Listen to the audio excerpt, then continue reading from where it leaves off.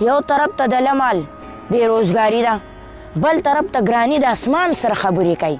پېټرول سر خوړل هم ګران دي، که نه یو لیټر به مې اخیستی وي په اسانه به مې ځان سېزلی و. د دې غر دې سر ته خېږم او رادانګم، د دې ژوند نه خو مرګ یو په سل ښه دی.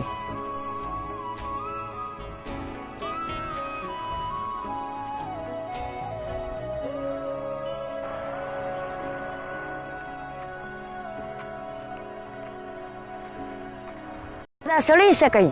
دا خپله شل یو په سترګو ړوند دی او دومره خوشحاله دی چې ګډېږي.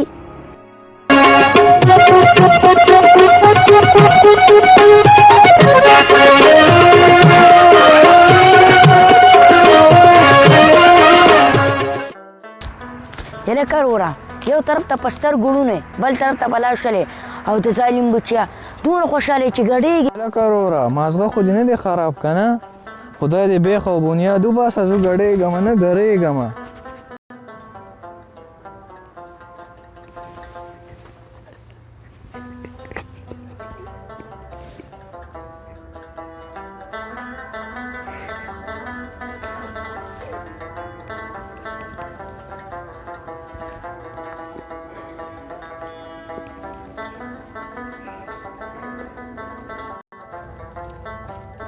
السلام علیکم بابا، څنګه یې ښی بابا؟ خیر دی، شکر دی. مونږ په ډوډۍ پسې وړاندې شو بابا، او تو په دې دونه ګرانه ګرانه کې پروت پرې کیلې دي، انار دی او انګور دی.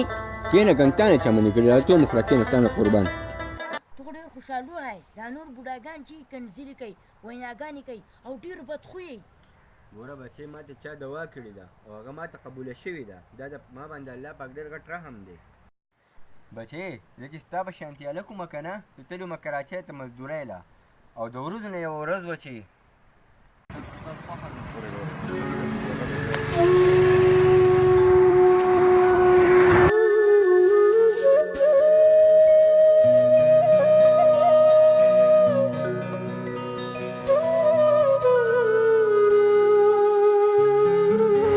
اوهو، دا خو د مزدور د 3 کال د دیاړۍ پیسې دي، دا خو 80,000 روپۍ دي. سړی خو پېژندلی دی، خو زه خو مزدور یم، پیسې خو په ما هم بدي نه راځي، خو زه منه پرېږده په شکه مه وله. ارام و مزې لنډي. سلام علیکم. انوایټ سرګټ راغله. اله خرج شومه، تباک شومه، برباد شومه. 3 کالو مزدور رانه ورکه شوې ده. خفه کېږه ما میلاو به شي، الله له حلال پیسې نه ورکوي. دا خو نه اله دا ځکه نه الله دې ګلي ګلزار. واقعي دا دنیا د خلکو د لاس آباده ده. بس د هغه مزدور د دوا نه پس ټول رحمتونه دي، برکتونه دي، مزید او زما پې سر دی. بس د هغه مزدور دوا راته قبوله شوې ده او خبرې بلکل ستا په شانتې وګڼه. مزدوري مې پرېښوده، کاروبار مې شروع کړو، مارکیټونه مې جوړ کړه، غټې غټې پلازې مې جوړې کړې او خبرې د هوټل هم زما دی ده. خو یوه خبره ده، چرته مې ناجایزه ګټه نه ده کړې او چرته مې لالچ نه دی کړی.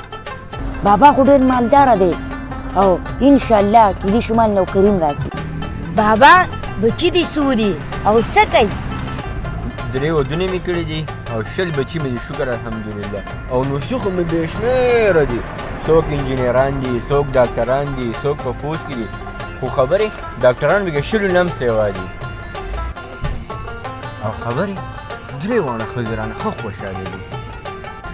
بابا ستا نه به دا 3 ښځې ولې نه یې خوشحاله؟ ستا سره پیسې دي او پیسې خو په غره کې هم لارې وباسي.